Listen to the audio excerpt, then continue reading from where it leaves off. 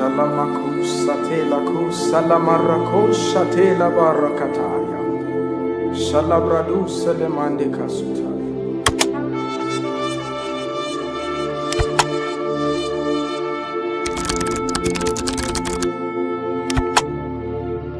The purposes of God are fragmented into time for men of discernment to capture them and to walk with them. The realm where God dwells is the realm of light. And that realm does not function by the law of time and space. It's a realm of a perpetual continuum. It's a realm that is full of God, and so only God's reality dominates it. So if you enter into light, you will only interact with God in ever increasing measures and intensities. In fact, if you have the privilege of entering into that dimension, the first thing you will notice is that time is withdrawn. And time will lose value and potency, because God will so overwhelm you that nothing will count anymore. Just in case you lost somebody before you entered into that dimension, the moment you enter, you will forget your loved ones. You will forget your tears. You will forget your sorrows. Not because they don't exist, but that plane swallows up corruption. It's a dimension of immortality, and that's where God dwells.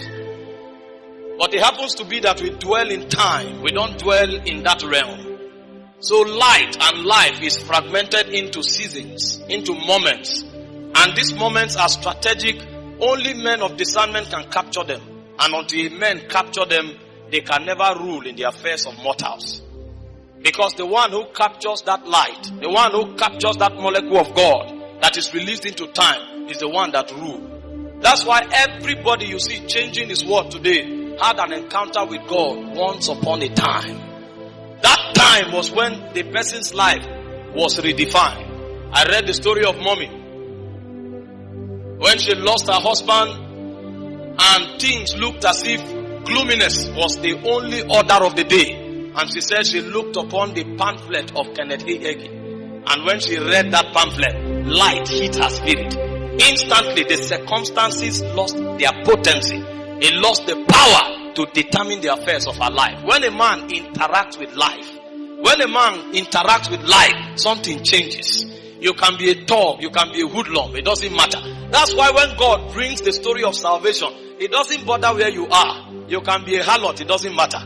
But when you encounter light, something changes. You can be a murderer, it doesn't matter. Saul was walking to Damascus to kill the people of God. He had letters from the elders of the church. He was going with his mind made up to arrest and to kill, but light appeared. It doesn't matter where you are. It doesn't even matter what you think. Your thoughts are manipulated. You are the one who thinks you are smart. You are manipulated by spirits. And the only way you can take authority and rulership over the affairs of mortals is to learn how to consciously interact with that realm where God dwells. This is what Christianity is about. And this evening I want to share with us quickly on three things that makes for agents of transformation. The agency of transformation is power.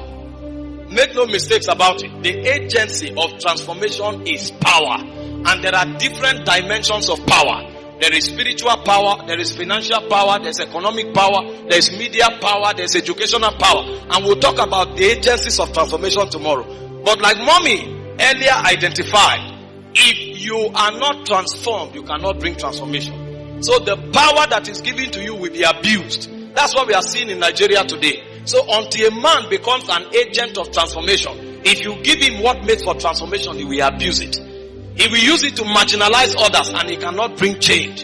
This is why it's important for transformation to take place before transition can take place. It's important for transformation to take place before change can take place.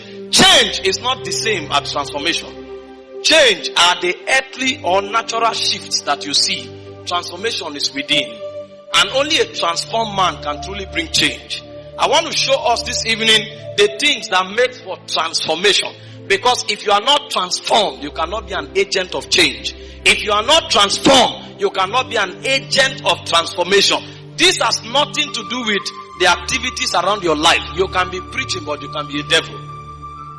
You You can advocate for justice, but you can be an unjust person. Everything you are doing may be designed to bring you into power. Who you are is different from what you do. What you do is a derivative of who you are. There are two kinds of problem. There is a problem that emanates from activities, and there's a problem that emanates from essence. When you want to solve a problem that emanates from activity, you do conflict resolution. So you look for the facts, what went wrong, and you judge it, and then you correct the activity and things are right. But when there is a challenge with essence, there can be no compatibility. The only way you can solve that kind of problem is when there is a transition, when there is a paradigm shift. Paradigm shift is what transformation is about. A man can be quarreling with his wife, and then you find out, you say the woman is not respectful.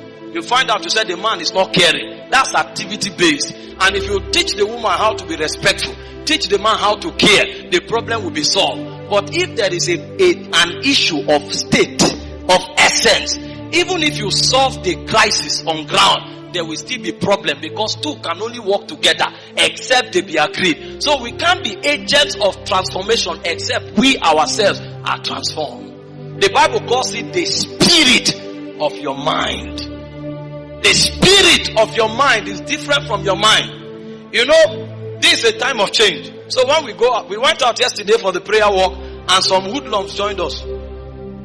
They just came out and joined us, and they wanted to follow in the rally. They thought it was just a protest, and it was the energy of the crowd that was manipulating their emotion. You know, when you see crowd moving, there's a crowd mentality. So the energy that we generated, the momentum we generated, began to manipulate their emotion, and all of them joined us. But when we left that prayer ground, they will go back to who they are, because there is one thing about activity and another thing is state, who you are. If who you are is not altered, you cannot bring transformation to your world. Transformation begins from within. Let me read the scripture. I just want to follow. Let me follow scriptures this evening, and not Ephesians chapter 2 from verse 17. Chapter 4 verse 17, sorry.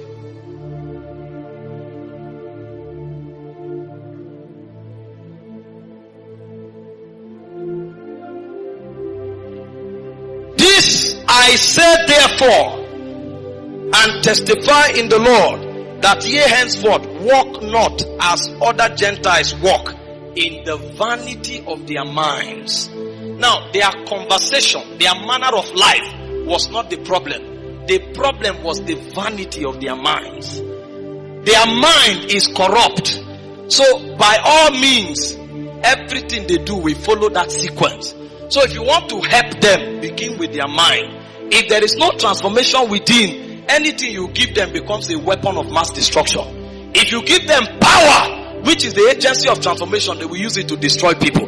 This is why a generation must first of all be conscientized, sensitized, and taught how to become what they want to see. You can't bring righteousness until you are righteous. You can't bring purity until you are pure. You can advocate for it because it's a win. Let me assure you, what's happening is beyond men. There are new deployment of angelic beings into the earth realm. We are actually following the rhythm of the angels. It's not men that are doing what is happening. Angels are marching. He said, when you see the mulberry tree move, I have gone ahead of you. It is the stirring of the spirit that the angels are generating that mortals are following. If those angels are withdrawn now, it will die. It has no leader, it has no philosophy, it has no ideology, but angels are moving. And so long as they are moving, men will follow the reading.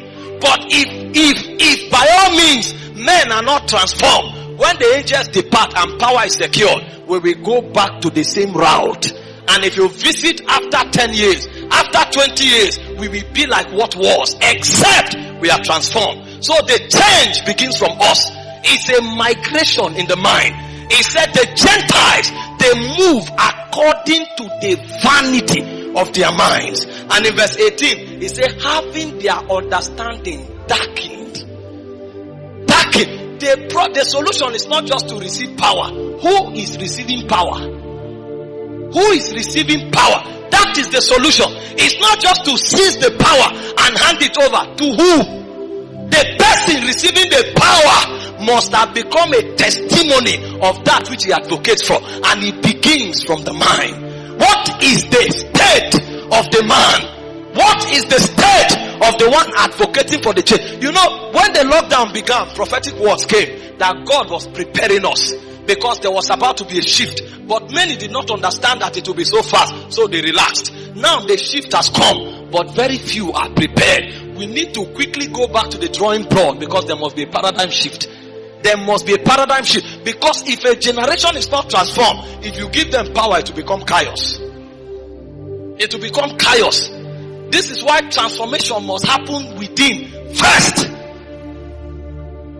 He said their understanding is darkened, being alienated from the life of God through the ignorance that is in them, because they are blinded in their hearts. That's a state problem. It's not an activity problem. It's who you are. If who you are is not altered, you have no help to render your generation.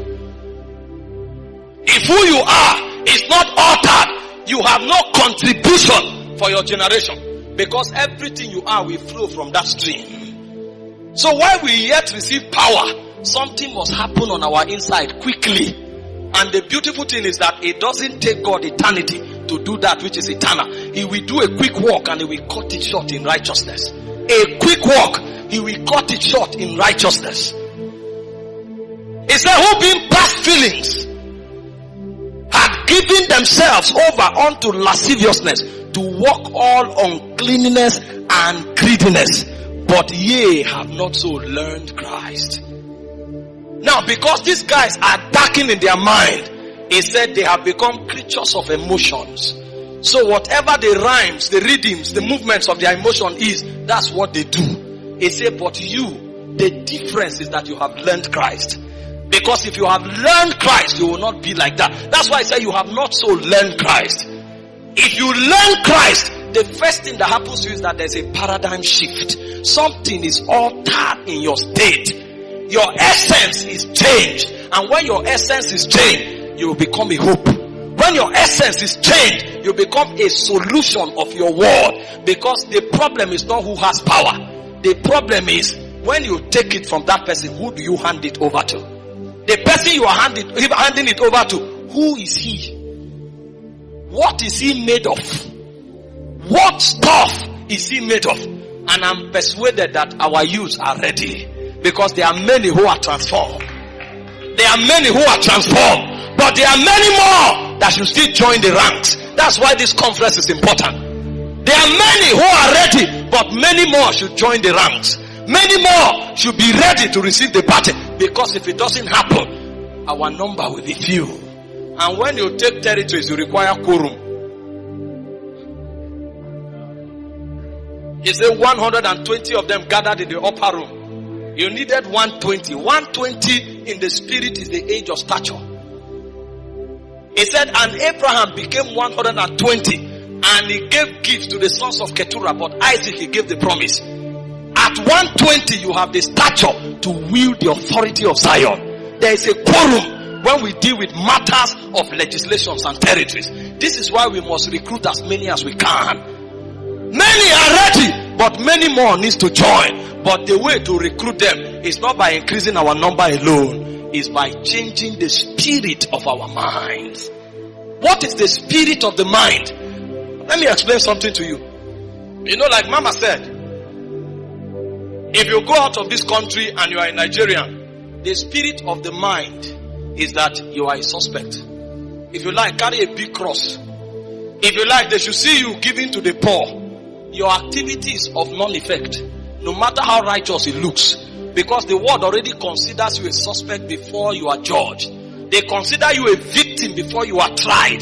That's what the spirit of the mind looks like. It's like this backdrop. There is nothing I will do here that you will see me apart from this backdrop. You must see the backdrop. That's what the spirit of the mind is, not necessarily the mind. The mind is the faculty of your soul responsible for activities, processing. But the spirit of the mind is the state of the mind. It is that state that determines the direction of processing. It's just like a few people that they believe that darkness is danger. So the moment they hear a sound, before they think, they're already afraid. So the spirit of the mind is such that there is fear allocated or attached to darkness. So if you want to help that person, you need to first of all create a paradigm shift that darkness is not necessarily danger. If he doesn't believe it, every time there is danger, fear already comes. So the way to deal with that person first is to alter the state of the mind. That's what Paul is talking about here. If the mind state is altered, then the activities can be corrected. It's what transformation is about. And he said, when you do this, then you take off concerning the former conversation, the old man, and then you put on the new man that is in Christ. That is what transformation is about. And until men come, until men show up that can alter our state, we can't do so much, even if we have all the power. This is what transformation is about. This is what transformation is about. And it must happen, and happen very urgently. Because many, the baton will fall in the hands of many, but they must be ready. They must be transformed. They must be renewed in the spirit of the mind. How do you renew the spirit of the mind? That's what makes you an agent of transformation. 3 gates very quickly, and I'll round up. I have just 15 minutes. Tonight is we are pressed for time, but tomorrow is a power night, so we'll have the liberty. We'll have the liberty. The first way to deal with the spirit of the mind is by the gate of love, the instrumentality of love. There are not too many things that deals with the nature of a man, the essence of a man. There are few things that travel deep to the essence of a man. There are many things you can do that will end around the envelope of your emotion. There are many things you do that will end around the envelope of your feeling. There are many things you do that will end around the envelope of your circumstances. Very few things travel deep into a man's essence. And until you make contact with that which touches your essence, you have not been helped. And one of the spiritual infrastructures of God that touches the essence of a man is love. There is something, there's a protocol in the spirit that quickens a dimension in love that imparts the nature of God's love into a man. When a man is touched at the core of his being, one of the things you see manifest naturally through him is love. That man has enjoyed the paradigm shift. He has been altered in the mind. So there's a way he responds to life. There's a way he responds to things. And whatever or wherever you places that man can bring a change that will last. Because of these 3 things, love is the greatest. Only love can abide. Hope, faith and love. Love is greatest and love will abide. 1 Corinthians chapter 13 verse 13. This is the greatest of all. But how many people have touched that nature? How many people have touched that essence? Before I explain, let me tell you 3 things. There are 3 things that corrupts. 1 is men. 2 is the systems of this world. 3 is spirits, demonic spirits. These are the 3 things that have the power to corrupt. Men, the systems of this world, and demonic spirit. If you make contact with evil men, they will corrupt you. Unless you have the power to change them or transform them. If you make contact with the systems of this world, it will corrupt you. Unless you have the power to transform it. If you make contact with demonic spirit, they will corrupt you. Unless you have the power to deal with them. But of these 3 things, there are 3 other infrastructures that handles them. Love deals with the corruption that flows from men. That's why in dealing with mortals, the only way you can keep yourself pure is when you are enveloped in love. And how do you enter into this kind of love? It's a love that is outside of self. That kind of love is not a love born out of reason. You give me this, so I'm supposed to give you this. That's not the kind of love. It's an unconditional kind of love. It's a love of power. It's a love imparted by God. Jesus said, this commandment have I received from my Father.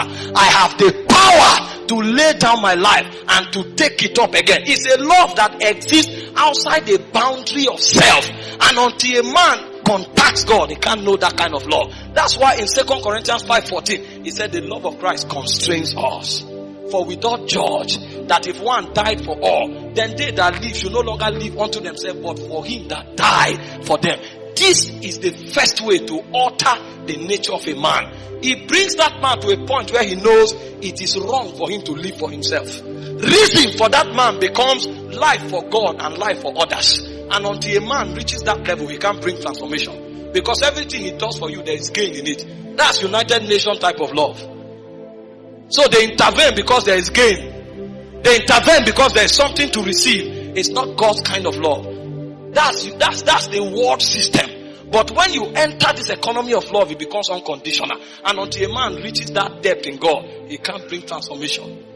As you see him laboring, he's pursuing something. He's either pursuing ambition, pursuing fame, pursuing money. You will not know until you give him power. I told you, power is the agency of transformation. But power is also what reveals your nature. So you see people saying, we are tired, give him power. And you'll be shocked that he's not tired. What he's actually saying is that you have done your own, I want to do my own. The first thing that must happen to us is to encounter love. So that we take off concerning the former conversation, the old man. That's when we can change others. How many times have you done something for God and for others and you were not part of the equation? Go and check. That's a generation that can bring change. That's a generation that can bring transformation. A generation that lives for God and for others. It's not something you want to do. It's not something you desire to do. It's something you are empowered to do. But how do you enter into this corridor? Is by communion with the Holy Ghost. In Romans 5 verse 5, it said the love of Christ is shed abroad in our heart by His Spirit. If we don't learn to walk with God, we can't bring change to our world. Power will not give us the ability to bring change to our world. It's our communion with God that will give us the ability to bring change. See, the thrones that we are fighting, they are not just occupied by men. They are occupied by princes in darkness. There is no throne except a prince correlates it. There is no government except a prince institutes it. There have never been any throne that is not ruled by a spirit. The first and oldest civilization we know is Egypt. And Egypt, you think it was ruled by Pharaoh until God stepped down. In Exodus chapter 12 verse 12, He said, this night I will go down to Egypt and I will judge the gods of Egypt. When He judged the gods of Egypt, Pharaoh hands up. So you would think it's about a man, it's beyond him. There's a spirit on that throne. And until you enter into the economy of law, because the way this spirit will manipulate you is to look around your lust, is to look around yourself. What is that thing that you want to preserve? That is where the bargain comes. The spirit will bargain with you from the point of your lust. But when you enter into love, you have gone outside of lust. That's why in 1 John chapter 2 verse 15, He said, love not the world. They that love the world, the love of the Father is not in them. The same way, if you love the Father, the love of the world is not in you.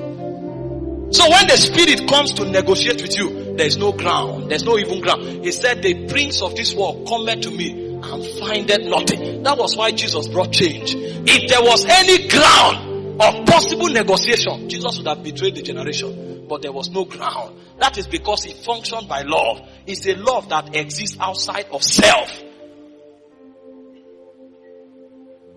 It's not taught. It's not communicated in the Bible school. It's imparted in the presence. The love of Christ is shed abroad in our hearts by the Spirit. If we don't learn to walk with God, we can't change our world. What we are demanding for will only be a function of time. The cycle will turn back. And when the Spirit evaluates it carefully and they discover the easiest thing to do now is to allow these people power, they will allow us power and compromise our nature. Because what they know is that after 10 years, we will come back to that cycle. Because they will check and there will be many things that they can trade with. They will check and there will be many grounds where trading can take place. So if they see that it's more difficult to refuse us power than to give us power, they will give us power, but they will come back to negotiate on the ground where lust rules. And if that ground is taken, after 10 years, we will journey back. But that will not happen because a generation of lovers of God are rising. That's why the prayer work is important. It's not just carrying placards and say, give us power. No. Why Joshua was on the ground fighting, Moses and Aaron and Hur were on the mountain. The balance must be there. Because if you have not loved God, you can't love others. If you have not loved God, you can't change others. When you take it, it will be about yourself and your family. and from within there will be crisis.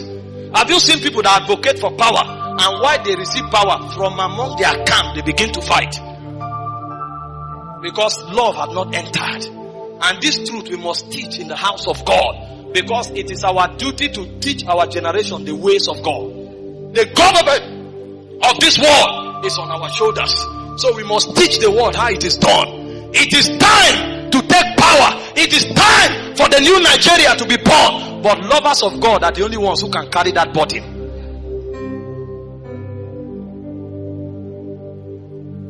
If you still have a challenge communing with God, there's a problem. Because you can't handle the mantle. You can't handle it. It will be too heavy for you. If that mantle come and you see 10 billion, you will throw it away. Because you will not see it as a responsibility to your generation. You will see it as an opportunity for you to save yourself. It will become self-preservation, self-aggrandizement, self-exaltation. So while we fight to take over, we must fight also to take over from within. What is it that motivates you? What is it that pushes you? What is it that inspires your action? You see, somebody said the problem of African leadership is that we always come into leadership by struggle. So we are not taught. Now there's an energy manipulating everybody. When that energy is lifted, who are we? When the fight and the struggle is over, who are we? That's why sometimes we must go back and ask God to help us. And then we tell him, if you give it to us, we will not disappoint you. Help us from within. Agents of transformation are lovers of God.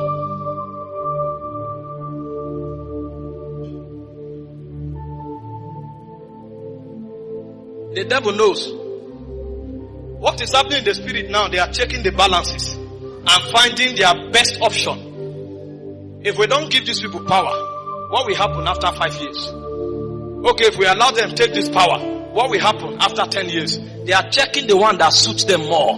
And if they discover over time that if giving us power is better, they will give us power, but they will make sure hoodlums take over.